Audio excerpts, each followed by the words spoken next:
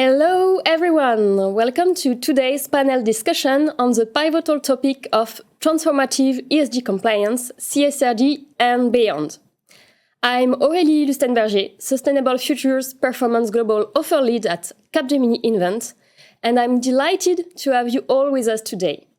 We have an esteemed panel of experts who will share their insights on navigating the evolving ESG landscape, the implications of CSRD, and what lies beyond its mandates. We will also discuss how to align business strategies with societal and environmental objectives to foster innovation and go beyond compliance to create sustainable long-term value. At the end of the webinar, you will have an opportunity to ask questions as well, so please prepare them for us. Before delve into our discussion, let's meet our panelists. Beatrice works for CDP as part of the reporter service team in Europe.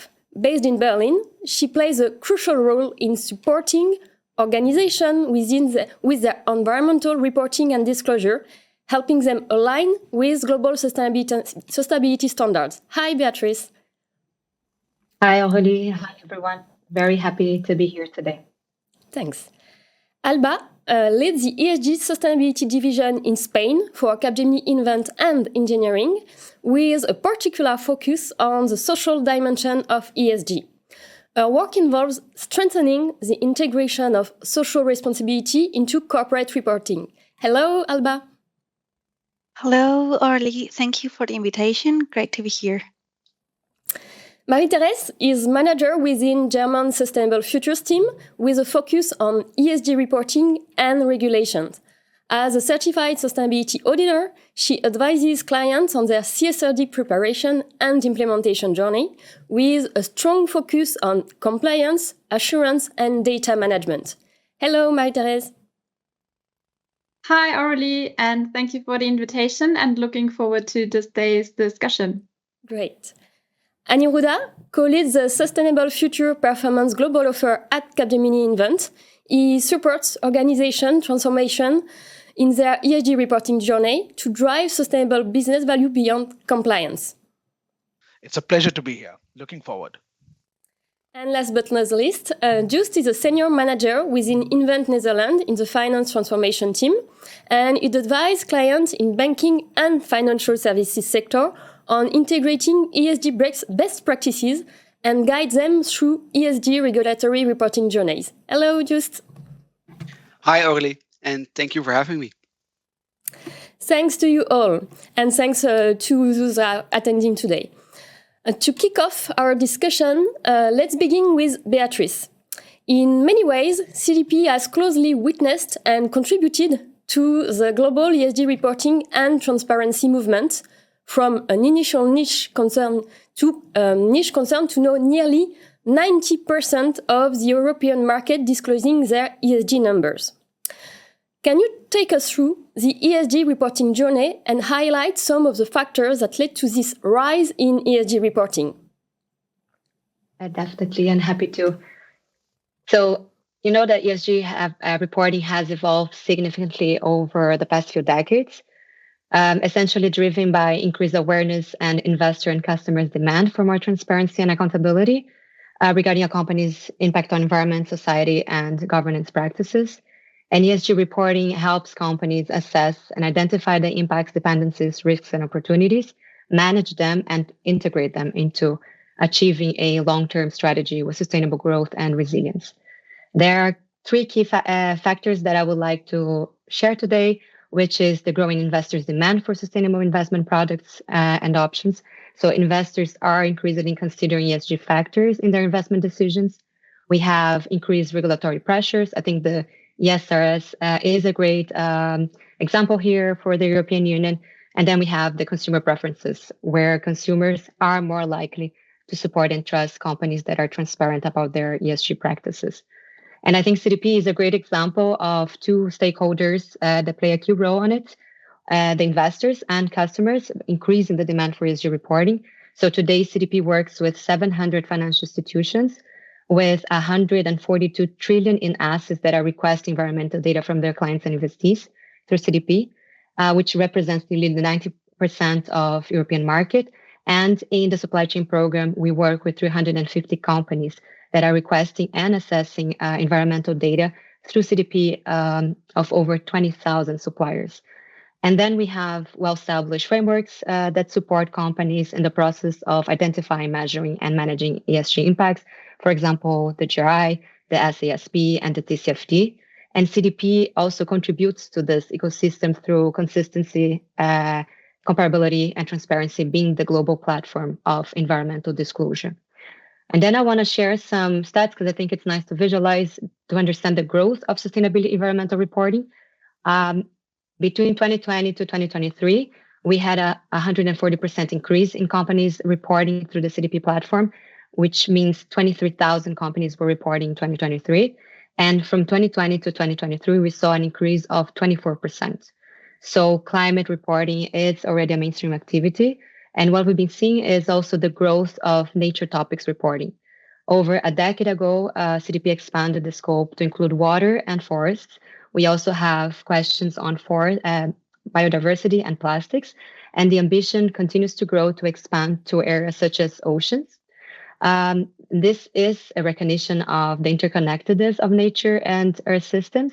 And again, on the recognition of the interconnectedness, CDP launched an integrated questionnaire last week, which is great news.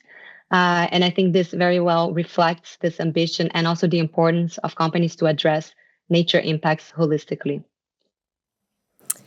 And also we see that one key sector driving ESG adoption has been the banking and financial sectors.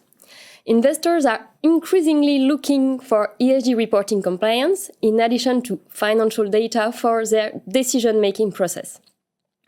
I now turn to Just, our financial services expert, to provide us insight on how investors are leveraging this growing reporting trend.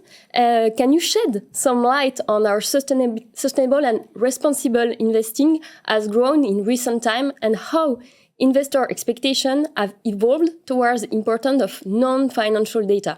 Can you share also some examples? Yeah, of course, Aurélie. Thank you. So first of all, we start with the ESMA, the European Securities and Markets Authority, that shows that an increase in assets under management related to sustainability and ESG. We've seen an increase compared to 2013 compared to 2023, an increase from 3 to 14%. That's, of course, huge, and that has been or is also related to the amount of, for example, bonds or sustainability-linked bonds issued. Last year only, we see a growth of 6% to $980 billion that are related to sustainability bonds, which is, of course, a big number. And this also increases the need for guidance. And this is also what ESMA proposed. They just finalized their guidance on when you can call certain products sustainable or when you cannot identify them as ESG related, because there needs to be an equal level playing field for all investors to see what is sustainable and what's not. And that also has to do with, in the end, the transition plans that are coming up. So investors are using the data, the sustainability data, to look for investments from the transitions plan. But also you see that, for example, with Achmea, who just released their own transition plan, where they will actively pursue ESG and sustainability strategy while participating in shareholder meetings for their or from the companies they are shareholders for. So we see it more often over a broad range. Yes, so we are now seeing that the entire ESG ecosystem is more mature and standardized. Also, investors, regulators, and customers are more aware of the impact of ESG reporting and are looking for it. Several companies have also started to look at ESG reporting from a strategic perspective. I would like to ask Annie and Alba then, How do you see ESG reporting in 24? How do you see the ESG scene playing out in the next 3 to 4 years? And what are some of the trends that company needs to watch out for? Thanks, Harley, for the question. There is indeed a lot of activity in the ESG reporting landscape, and there are some clear trends appearing. Let me highlight the top 3 trends we're observing today. First, there is a considerable focus and growth on regulations across the globe, with the likes of CSRD in the EU, the California law in the US, and many other regional regulations popping up. Second, a fast evolving ESG ecosystem. The boundaries of the ESG ecosystem are expanding with new technology platforms and solution providers coming in. Our hyperscalers expanding their portfolios, rating agencies, data providers, ESG advisors, and so on. There is more data now, more solutions, and more opinions. And more than often, organizations are spoiled for choices and are perplexed. Third, innovation around data and technology. So, data and tech play a very crucial role in ESG reporting and overall ESG transformation.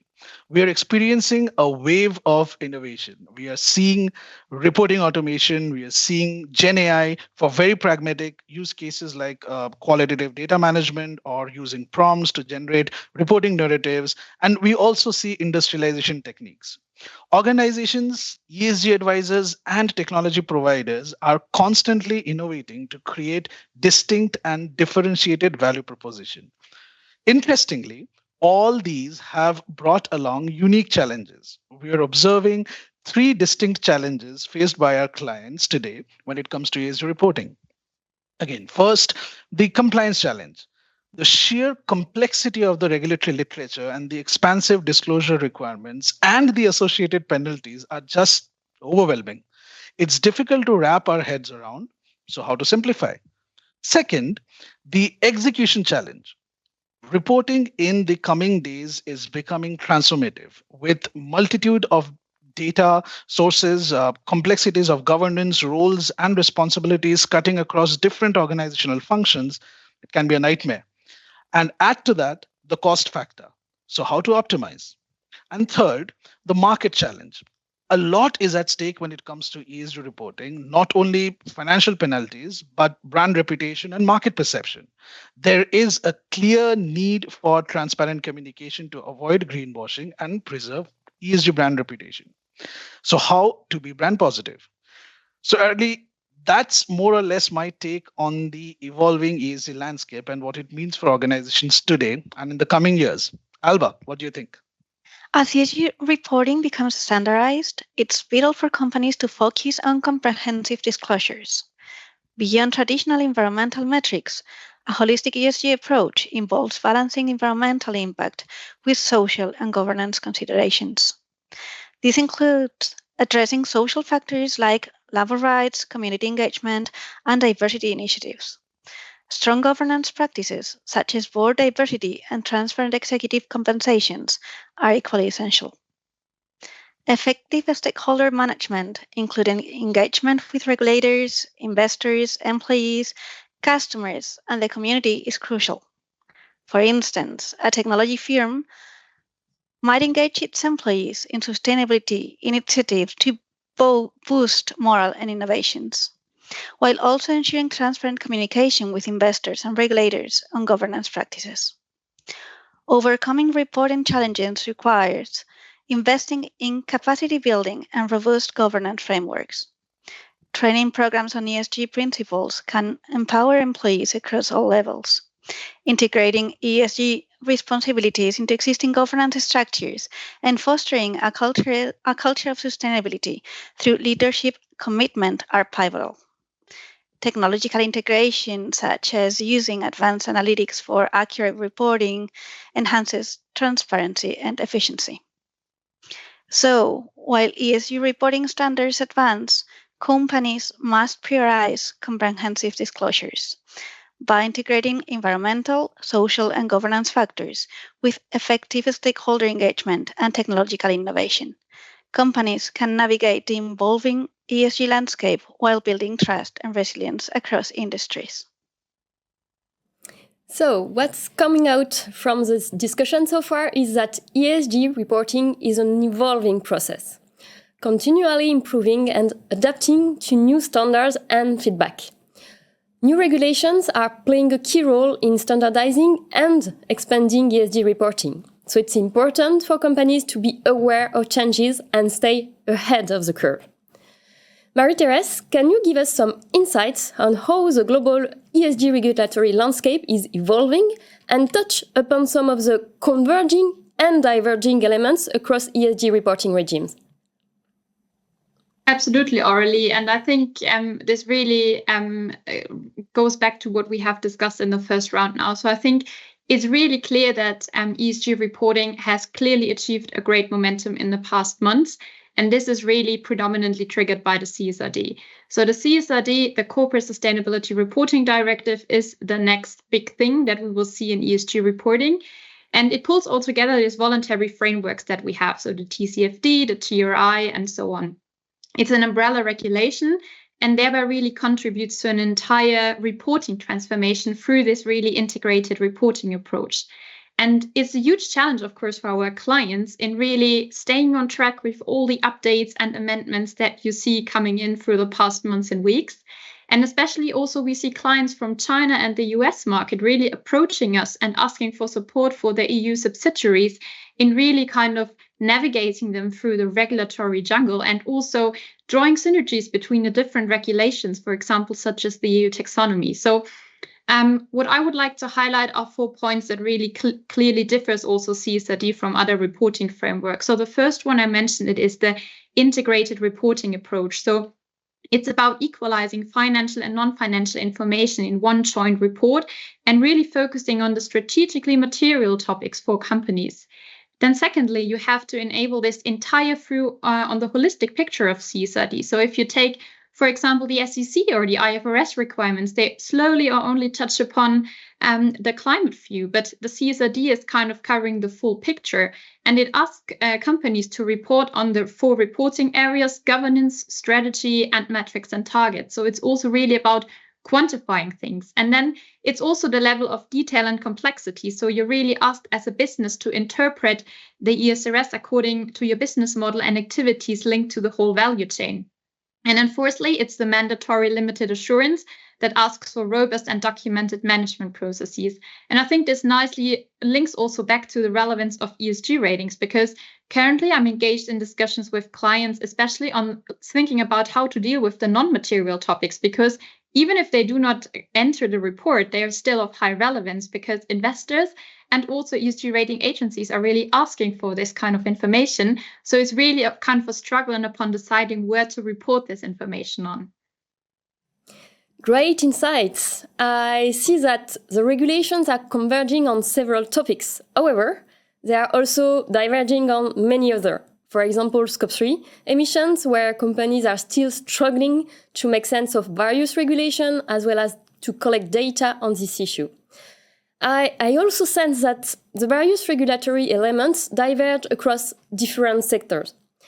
Just, can you explain how the BFSI sector look at overall ESG regulation with growing requirements from central banks, stock exchange, and so on?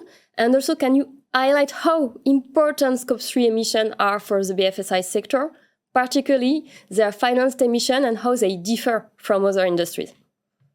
Yes, of course. The financial sector has a long history of regulatory reporting. However, it has always has a focus on the financial part of the regulatory side.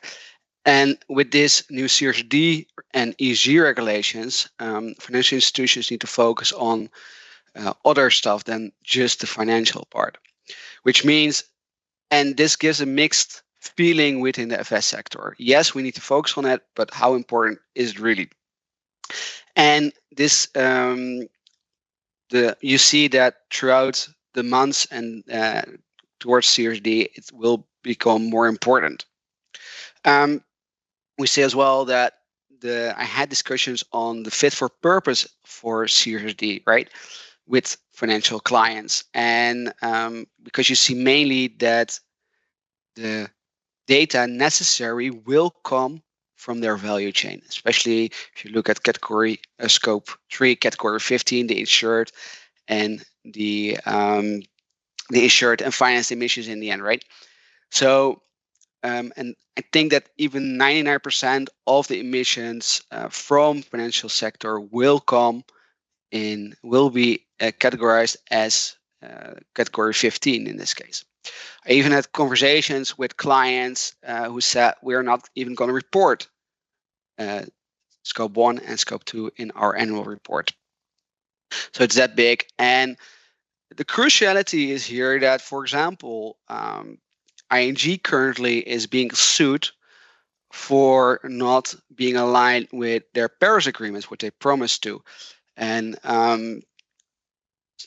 they need to diversify their portfolio at some point to align with Paris.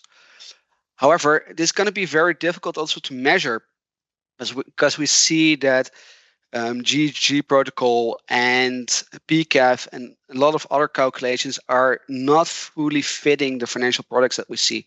So there are still problems with calculating. And also ABN AMRO, for example, stated last year already that they will foresee problems across with transparency across companies and across investment companies to ensure because scoping will be different and calculations will be different.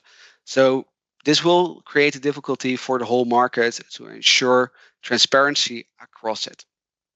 Yes. So we spoke about taking emissions beyond scope 1 and 2, but sustainability imperatives demand that we look also beyond just emission and into other environmental issues as well. Beatrice, can you give us a regulatory overview and talk about the reporting challenges in frontier areas such as biodiversity, water, or circular economy? Yes, so on the regulatory overview, I just want to stress again the comprehensiveness of the ESRS, right? Because it is a very ambitious effort to legally require companies to report their impacts, risks, and opportunities, but with a scope that goes beyond climate, right? Companies need to report pollution, water and marine resources, biodiversity and ecosystems, resource use, and circular economy. And then I think when talking about the reporting challenges, what I've been hearing a lot from the companies that I work with, and these are companies from different sectors, is that it's very due to the comprehensiveness, right, of the regulation and also the complexity of nature topics.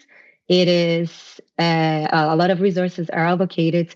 And there's also this idea, for example, with biodiversity and water, that there is, again, very complex topics. There is a very big challenge on data collection, also identifying the quality of the data, its accuracy, how to even aggregate biodiversity and water, and also this idea that it lacks standardized indicators. But then I want to move a bit further beyond the challenges and also talking about emerging frameworks that have been supporting and guiding companies on nature assessment. I think the TNFD is a very good example of a risk management and disclosure framework for organizations that need and want to report and act on evolving nature-related risks. They do have an approach, which is called a LEAP approach, which essentially means locate, evaluate, assess, and prepare, essentially identifying which are the geographic locations of business operations and also supply chains and so on that interact with nature, then evaluating the interactions with nature in these locations. Then we have the assess, which is essentially the materiality assessment to identify them. What are the dependencies, the impacts, risks, and opportunities? And then finally, the last step is already measuring, setting targets, and disclosing nature-related financial information. And I think it's also nice to mention that CDP questionnaire is the nature disclosure partner of TNFD, and we are also partially aligned with TNFD, which I do think that CDP itself as a tool help companies on their environmental assessment. It helps them understand which are the processes that they already have in place, what's the kind of data that they're already able to report, and also what are the next steps that they should take in order to have our ambitious assessment and comply with regulations as well. Yes, so we are noticing that across several geos, regulators see a need to move towards a comprehensive regulatory ecosystem that can tackle the multifaceted issues of sustainability. And the EU has made significant progress in this direction with the latest Corporate Sustainability Reporting Directive, or CSRD, which is estimated to impact over 50,000 companies, including 10,000 companies outside the EU, and covers around 1,200 data points. Also, kindly reminder that you will have the opportunity to ask questions as well, so please prepare them for us. So, Marie-Thérèse, could you delve into the specifics of CSRD, including its phased implementation and associated penalties? What are the key challenges that you perceive from your daily work with clients? Yeah, pleasure. So I think before we start in digging into the details, I think it's worth mentioning that the CSRD is really kind of the bridging element to help to contribute also to the EU Green Deal, and it will tie everything together that needs to be reported transparently. And so this will be done in the so-called sustainability statement. So the CSRD really aims to contribute to comparability amongst industries and also to increase transparency through a very high level of detail that is required to report on. So in my opinion, CSRD is a progress reporting. So that means not everything has to be really perfect in the first year, but companies really need to figure out a path they aim to achieve and to follow and to achieve long-term compliance with the requirements and not to just fulfill minimum legal requirements in the first place. For example, if you take the phased-in options, we have them for the quantification of financial effects for identified ESG risks. Yes, this is really a challenge. The ESRS, they give you like 3 years to postpone the disclosure. But with my client in the banking industry, I'm currently really working on this long-term implementation plan. So to really get the information sorted and the data sourced. So even if the first CSRD report has not even yet been published, and phased in doesn't mean you can just get rid of the topics, but you really work on them now. So we also have the sector-specific guidelines. They will also, even if they're not published yet, they have a massive increase in the number of disclosure requirements. And CSRD is not really about cherry picking. So you really have to make sure that you get all this mandatory information in. And I'm often also asked by my clients, what is happening if we don't comply with it? So yes, there are not yet anchored hard penalties by law, for example, in Germany, but there is this auditor's opinion that is attached to the back of every single report, and it has a very high attention on board and senior management level. And if there are any recommendations or improvement potentials, you can compare the pain points easily within industries, across companies, and that really brings the pressure on the table, in my opinion. Yeah, completely. And so one of the core tenets of CSRD is to inform consumer, investors, and other stakeholders of the sustainability impact of businesses, which can enhance, obviously, accountability and transparency. This is really important to obtain social license for business operations. Alba, can you talk a little bit about CSRD potential for positive social change in the context of stakeholder engagement and SDGs? And could you expand on this and highlight the implication for companies embracing CSRD? Yes, of course, Charlie. CSRD encompasses various societal aspects of ESG, emphasizing the need for companies to disclose both how sustainability issues impact them internally and how their operations affect the environment and society at large. For example, in the hospitality industry, adopting double materiality ensures transparency in reporting the environmental footprint of operations while addressing social impacts like local employment and community relations.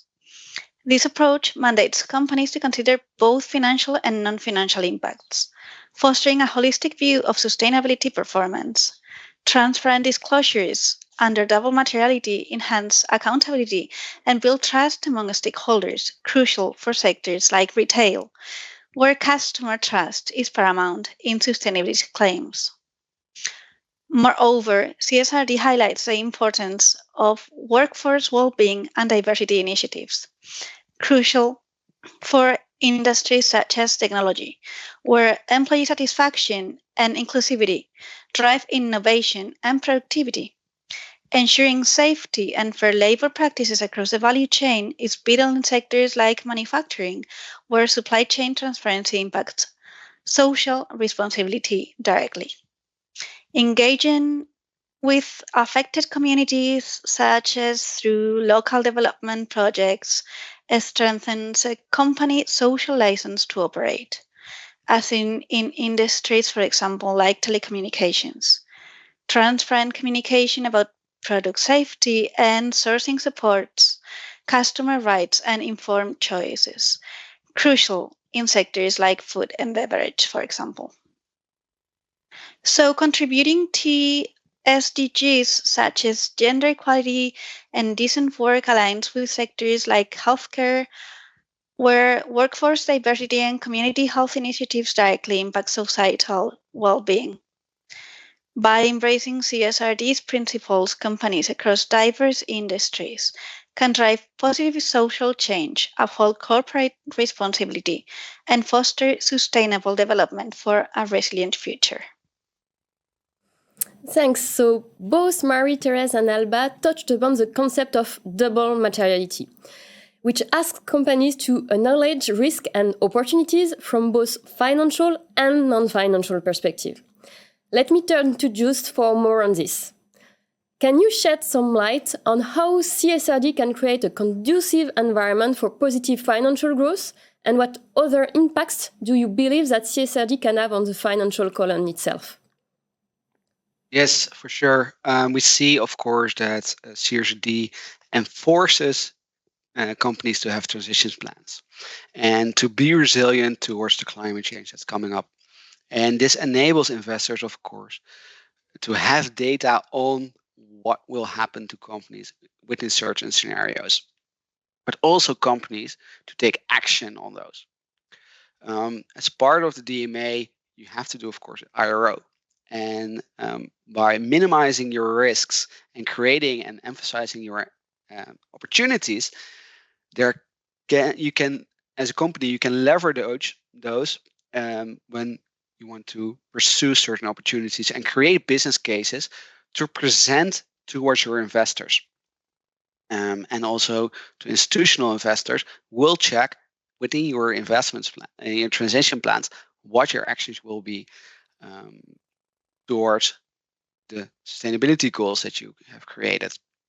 And this, of course, creates a lot of space and new opportunities for companies to step in. It's also working the other way around. So we've seen that ECB says, okay, everybody needs to participate against the climate change. And part of that will be done through financial measurements. So what we see now as part of the SF collateral regulations is that companies that are not complying with CSRD will have more trouble with getting proper conditions for their loans. So there will be penalties coming up for companies that do not comply. Hence, the ability for you as a company to grow and to make use of all. Sorry about the technical issue. Technology is really, really important everywhere and every day. So just coming back on CSRD, we can say that, and thanks a lot, Just, CSRD looks comprehensive, pragmatic, and tightly designed, and takes center stage in the ESG reporting landscape. Beatrice, do you think that CSRD has the potential to inspire global regulatory compliance? Should companies, irrespective of their location, pay attention to CSRD as a potential global standard?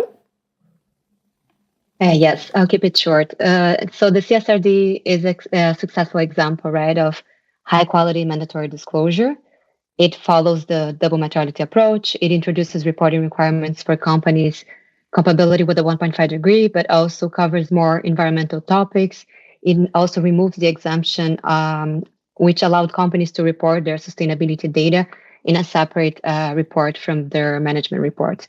And these are key steps in the right direction to support getting better data and improve transparency. And then when we talk about the applicability, the ESRS applies for companies' entire value chain, so not their own operation, but also their suppliers and business partners, which means that this regulation will have a vast global reach and will impact companies big and small, also outside of Europe. I think you even mentioned this, but already this year it applies to around 50,000 businesses, and in due course to also a significant number of non-EU headquarters businesses that either have a large, a medium, or a small listed subsidiary or a branch in the European Union, meaning that, requesting information in relation to value chains will have to be considered to companies worldwide. So CSRD does have a huge potential to accelerate the global adoption of ESG reporting, and also, of course, to be used as a benchmark for other regulations. So companies should indeed prepare for this regulation and for the upcoming ones. So yes, regulations such as CSRD may act as a benchmark for future regulation and potentially accelerate global adoption of ESG reporting. However, I would also like to touch upon the aspect of ESG compliance versus ESG transformation. Companies need to look beyond the immediate compliance requirements and adopt a proactive approach in identifying and addressing ESG issues that are material to their business and stakeholders. I would like to ask Marie-Thérèse if you can highlight some of the benefits of adopting transformative ESG practices and what can businesses gain by going beyond compliance. Yeah, for sure. So I think it is important to mention that transformative ESG practices, they offer a number of benefits, including enhanced reputation, a better risk management, an increased operational efficiency, and also stronger financial performance. But what I can say from working with clients in CSRD preparation and implementation projects is that currently CSRD is really a compliance a task. So it's less a transformative ESG steering practice. And clients are really across industries, be it finance, pharmaceutical, or retail, they're really prioritizing the fulfillment of minimum legal reporting requirements. So it's currently really getting the CSRD done. And transformative ESG practices, they will occur once companies really start on working on their long-term target picture. So when they really think about how can they really reduce the identified ESG risk they have identified through the DMA and also the IROs.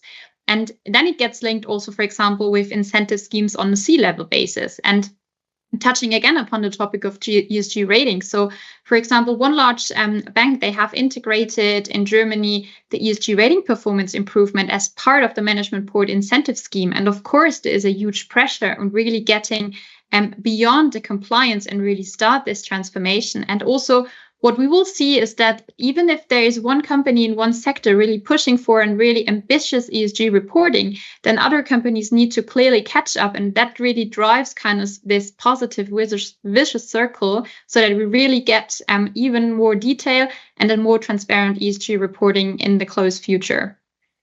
Yes, so we see that ESG transformation goes beyond basic metrics and tells a compelling story about a company's positive impact and its strategy for addressing sustainability challenges at every level and across stakeholder groups. Alba and Just, can you highlight some of the common challenges and key things which companies across the MARS sector and BFSI sector need to be aware of when embarking on their ESG transformation journey? In the manufacturing, automotive, and life sciences sectors, companies tackling ESG transformation face both challenges and opportunities. For instance, automotive firms investing in electric vehicle technology incur initial costs but gain long-term efficiency and brand reputation benefits. Pharmaceutical companies integrating sustainable practices across procurement and manufacturing enhance ethical standards and operational sustainability.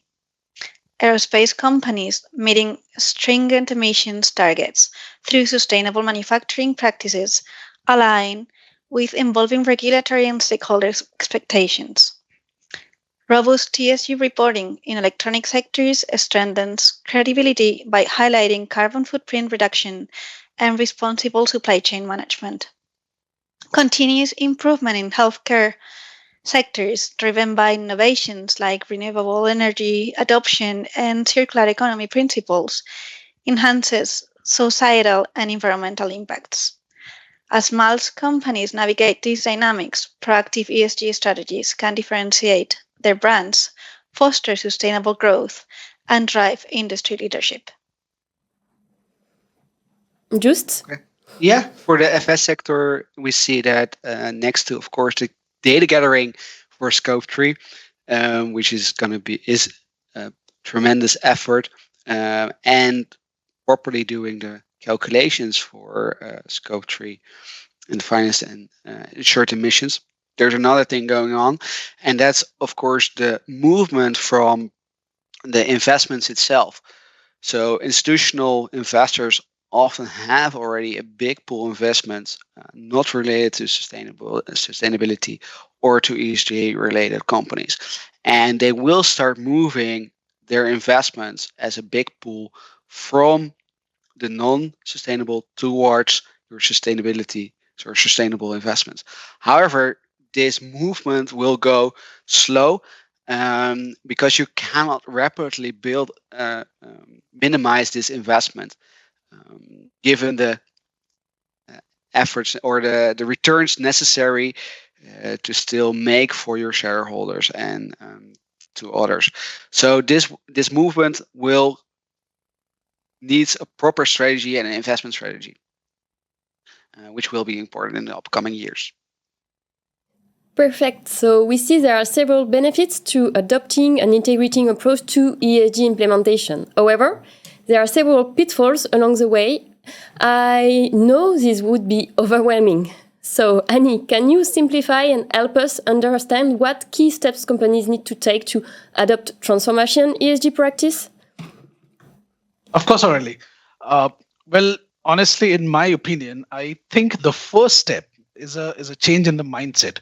It is critical to relook at ESG reporting as a catalyst, as an opportunity to drive transformation and generate sustainable business value, and not just another burden. Companies need to go back to the drawing board.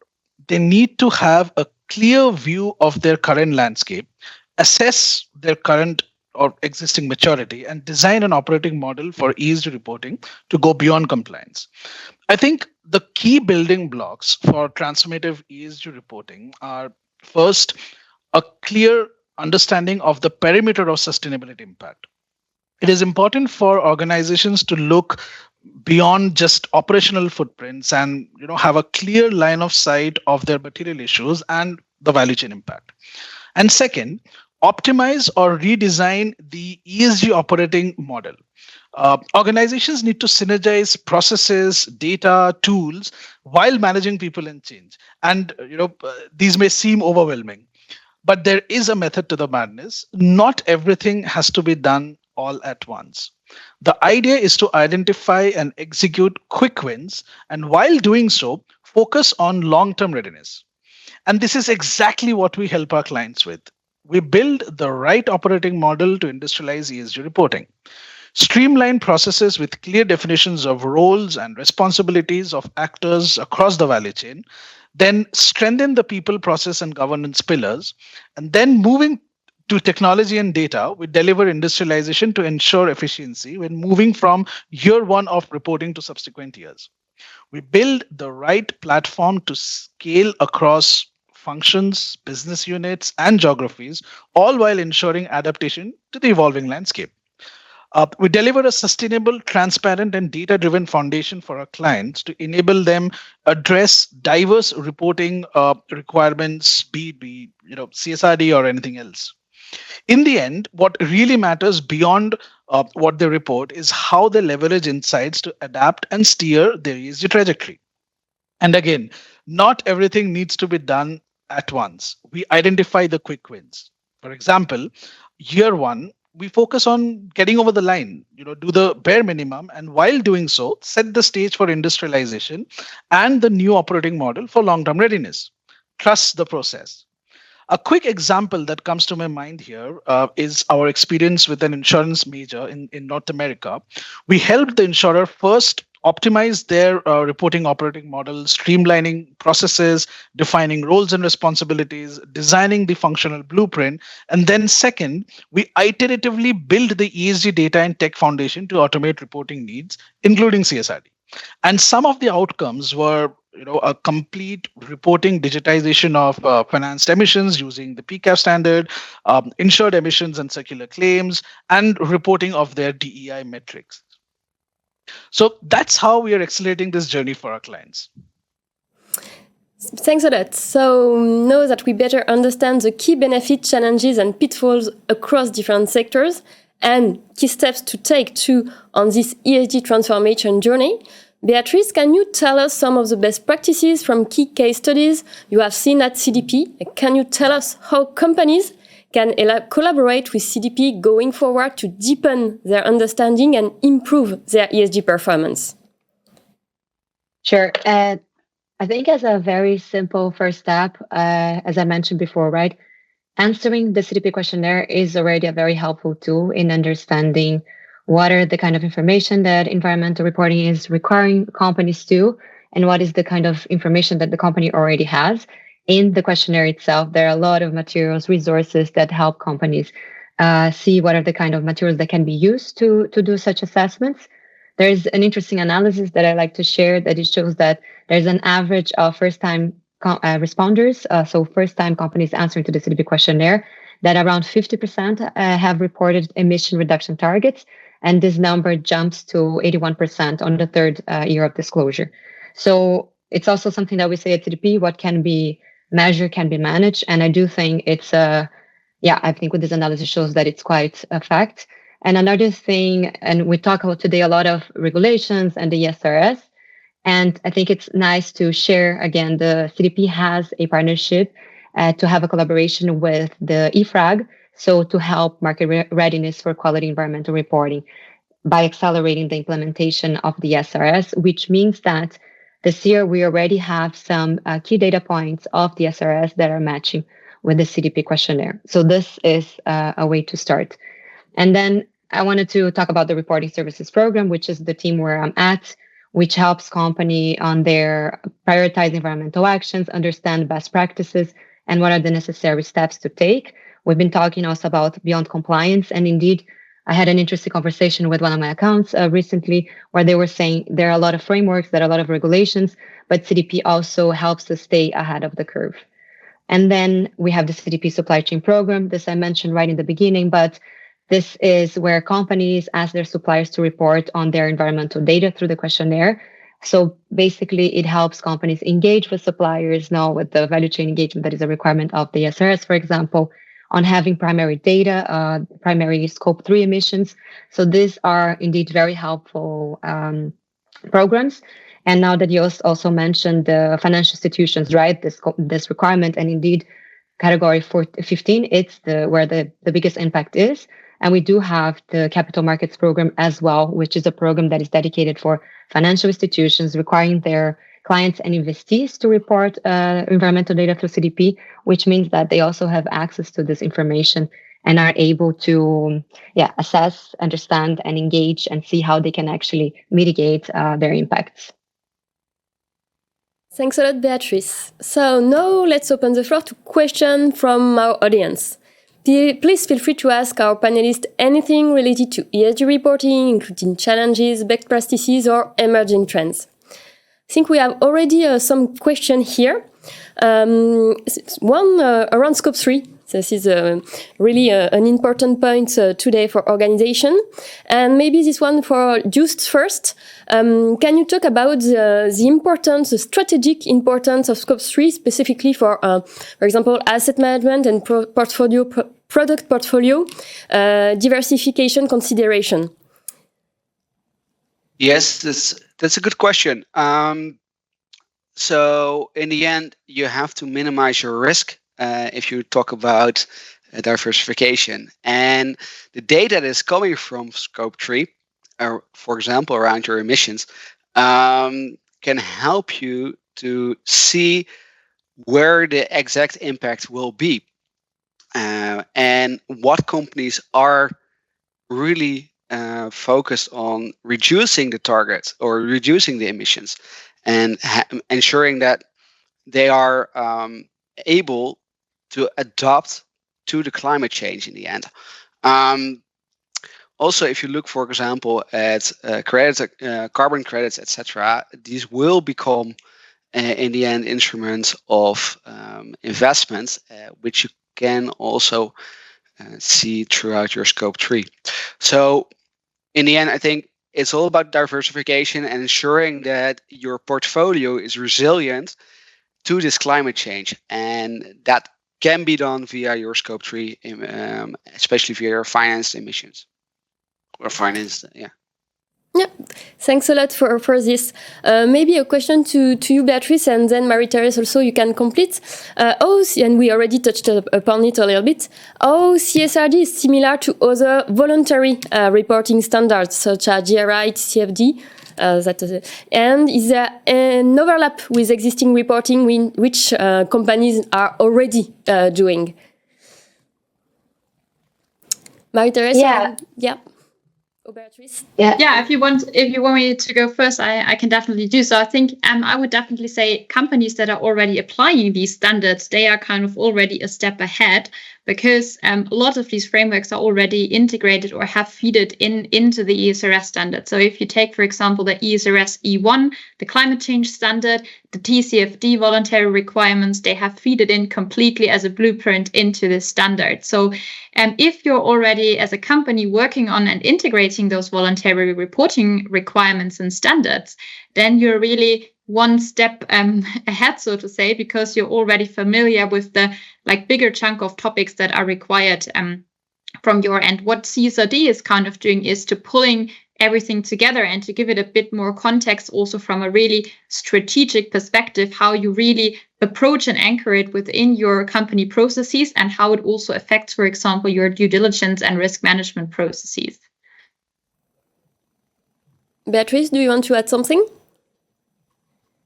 No, I think Marie-Thérèse said it all. Perfect. A question also on to deep dive on operating model. And Annie, maybe you can deep dive on this. What can be some of the first few steps of transforming the ESG operating model? Yeah, that's a good one, Aurelie. I think the first step is basically to understand what is happening currently. A deep dive to understand the current processes, how they are mapping out, a deep dive to understand who are the people, what are their responsibilities, who is generating the data, who is responsible for accounting for the data and all of that, and then probably look at defining or designing the to be state where we are looking at, let's say, a regulation like CSRD coming in, what does it need, and then redefining or re-envisioning these processes to understand what to start, what to stop, or what to continue, and in parallel understanding another important aspect, which is people, who would be the persons, who would be the functions who are going to be involved in this process, and then lay the foundations. And at the end, look at your technology and data landscape and understand how to rationalize those. It's not needed that you need to start making big investments for newer platforms or newer technology. A lot of what is there currently can be leveraged. Thanks a lot, Annie. Maybe one last question before we wrap up, and in the continuity for you, Annie, what tools are available to facilitate ESG reporting, especially from a standard interoperability perspective? Maybe in 1 minute. So I think if you look at the major platform providers in the market, this is one of the very important asks that are coming up when it comes to reporting regulations. So you pick up any of the famous any of the prevalent platform providers that are there, they will invariably have these features of interoperability around data and around templates. However, it's an exercise that can be done outside systems and outside platforms as well, where it's just a matter of breaking down the literature and understanding the overlap and creating the model around it. Thanks a lot. So to quickly wrap up, and thanks to all the panelists, really to go beyond compliance, it really demands for us, and we are convinced that it demands really a visionary brand of leadership and change management to build a strong ESG culture across the organization first. Then to really have an upskilled workforce and work on synergies between business, functions, and processes to ensure sustainable performance. And also rely on technology. Oh, yes, we can rely on technology, especially new technology to really boost your ESG reporting operating model to the next scale. Specifically, for example, the use of GenAI to accelerate your ESG reporting, data collection, drafting for the SRS, for example.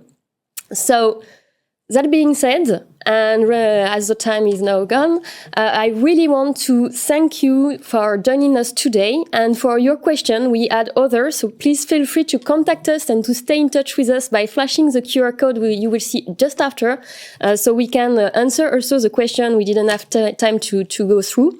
And also look out for your emails or our website, because we will release a series of point of view to deep dive on this ESG reporting topics and how to unlock value beyond compliance for a more sustainable future. Thanks a lot, and stay in touch. Bye.